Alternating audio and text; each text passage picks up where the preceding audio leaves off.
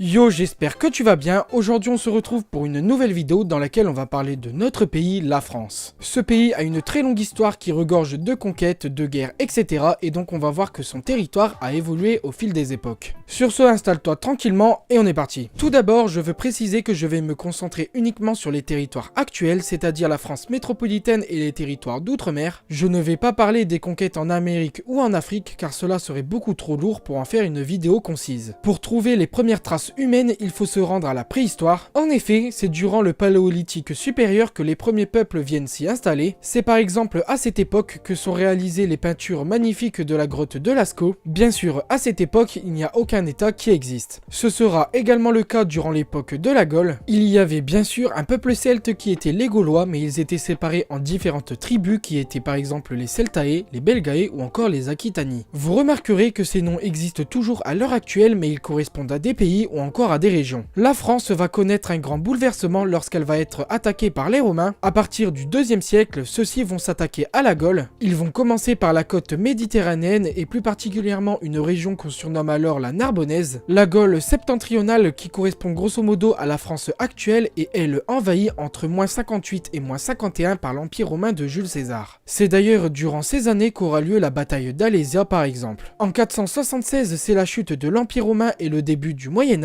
Cela signifie que de nombreux empires / monarchies vont voir le jour en très peu de temps. Et bien pour la France, il ne faut pas attendre longtemps avec Clovis en 881. On peut considérer que c'est à cette date que correspond le début de la France, malgré que son territoire se situait autour de la ville de Tournai en Belgique. Clovis, baptisé et couronné à Reims en 496, ne va pas tarder à étendre son territoire. Grâce à son baptême, il va pouvoir réunir les royaumes des Visigoths, des Burgondes et de Soissons dès le 6e siècle, à l'exception de la Bretagne. À la mort de Clovis, la tradition chez les Mérovingiens était de se partager le territoire entre chacun de ses fils, mais comme vous vous en doutez, cela va devenir très compliqué. Néanmoins, l'unité des Francs était gardée car chacun de ces rois possédait le titre de roi des Francs. En tout cas, à la mort de Clovis, on a une séparation en 3 du royaume. Nous avons l'Austrasie, la Neustrie et la Bourgogne. Bon, ceux-ci vont très vite se rassembler et Childéric III, qui est le dernier des Mérovingiens, contrôle un territoire qui va des Pyrénées jusqu'en Allemagne. Pépin le Bref puis Charlemagne vont étendre ce royaume et il va devenir vraiment très vaste. Une partie de l'Italie ainsi que toute l'Allemagne ou presque font partie de ce qu'on appelle désormais l'Empire carolingien. Bien sûr, la totalité du territoire français fait partie de l'Empire carolingien à l'exception d'une région. Cette région, elle est très connue car il s'agit de la Bretagne. Durant l'Empire carolingien, il existe aussi ce qu'on appelle des marches. Ce sont des zones frontalières qui sont contrôlées à moitié par l'Empire carolingien. Les marches sont clairement les ancêtres de nos frontières actuelles. Durant l'Empire carolingien, il existait plusieurs marches qui étaient les marches d'Espagne ou encore les peuples de l'Est qui étaient les Tchèques ou les Souabes. À cette époque, la France est clairement un état très puissant qui contrôle la moitié de l'Europe.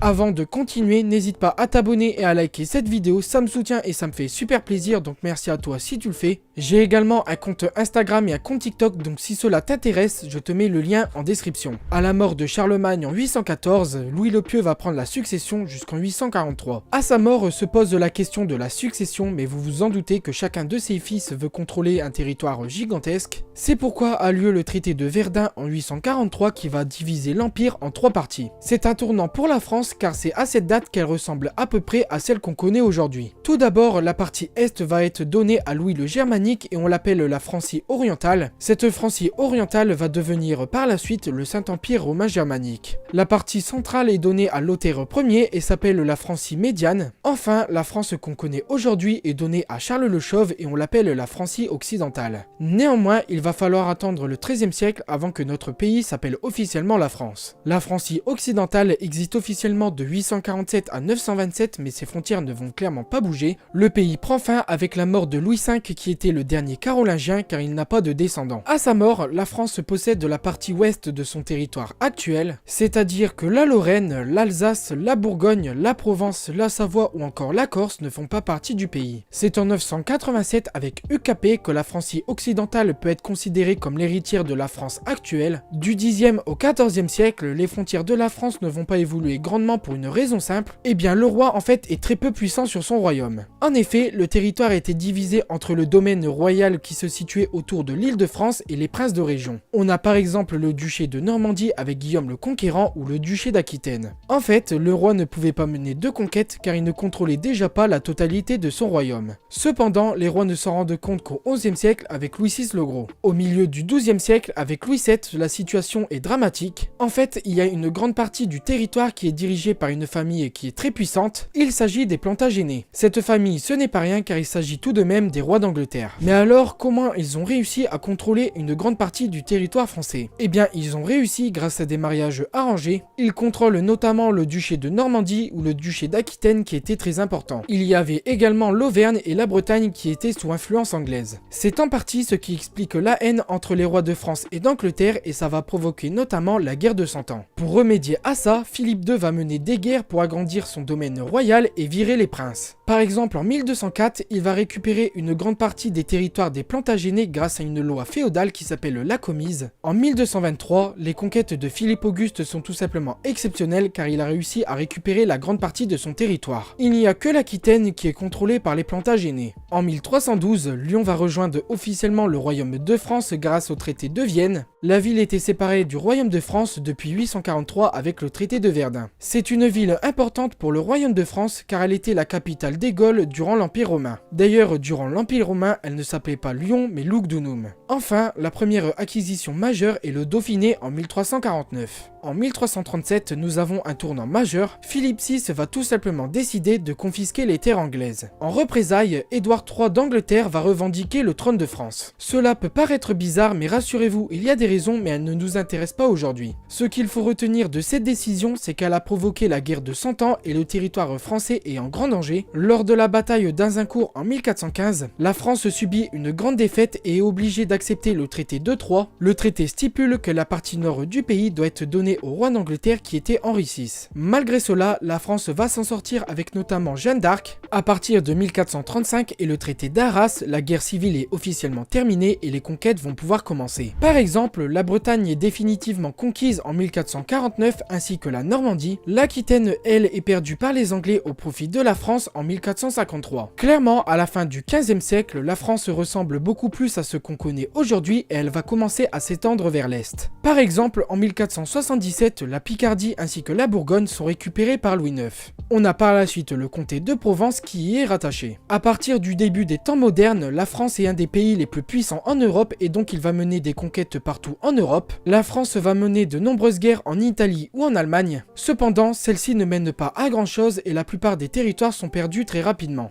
Néanmoins, la province des trois évêchés qui comprend les villes de Verdun, de Metz et de Toul vont être rattachées au royaume. C'est à Louis XIV que l'on doit l'expansion du royaume à l'est. Cette carte vous montre toutes les acquisitions et c'est clairement exceptionnel. C'est durant son règne que les frontières françaises se dessinent clairement. La Lorraine est elle annexée pour sa part en 1766 malgré des années et des années d'occupation. De son côté, la Corse faisait partie de la République d'Eugène. L'île va être occupée et annexée par le traité de Versailles en 1768. On va faire un petit saut dans le temps pour arriver à la Révolution française et à Napoléon. Entre la Révolution française et la chute de Napoléon, il va avoir de très nombreuses conquêtes menées partout en Europe. Néanmoins, toutes ces conquêtes vont être perdues après le traité de Vienne en 1815. Je n'ai toujours pas parlé de ce territoire, c'est le comtat venessin. Il faut savoir que ce territoire n'a pas fait partie de la France pendant très longtemps, il était la propriété du pape. Ce territoire qui se situait entre le Vaucluse et la Drôme est annexé en 1791. C'est d'ailleurs le seul territoire qui est gardé par la France après le traité de Vienne. Néanmoins, la France n'a pas ses frontières actuelles. En effet, le duché de Savoie et le comté de Nice ne sont toujours pas français. Il faudra attendre le traité de Turin en juin 1860 pour que ces deux territoires deviennent français. Mais alors, pourquoi ces territoires deviennent français? Eh bien, tout simplement car Napoléon III a aidé l'unité de l'Italie. Le dernier changement de territoire a lieu en 1870 lorsque l'Alsace-Moselle est perdue par la France. La région va être récupérée après la Première Guerre mondiale et le traité de Versailles en 1918. Enfin, pour finir, je veux parler de la France d'outre-mer. La Réunion est conquise au nom du roi de France en 1642 et elle était inhabitée. La Guadeloupe et la Martinique sont elles françaises depuis 1635.